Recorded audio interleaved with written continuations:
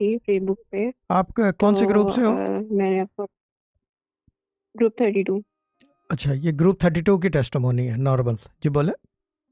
جی normal.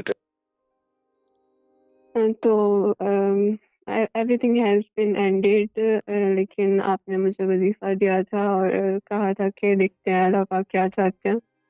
تو with in 15 to 17 days میرا دوبارہ سے کانٹیکٹ ہو گیا تھا. حالانکہ سب کچھ بالکل ٹوٹلی اینڈ ہو گیا تھا، لیکن وظیفے کی برکت سے جو ہے وہ سب ٹھیک ہو گیا. اللہ کا شکر ہے، بہت اچھا چل رہا ہے.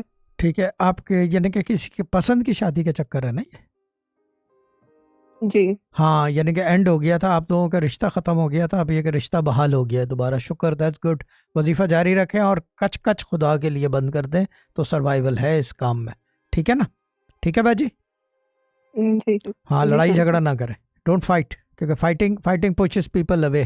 ہمیشہ یاد رکھیں، اگر کسی کو دور کرنا لڑنا شروع کر دو، خود بخود دور ہو جائے گا. وہ کتنا بھی چاہتا ہو یا چاہتی ہو، وہ سب سٹوری ہے. ٹھیک ہے باجی، ڈن.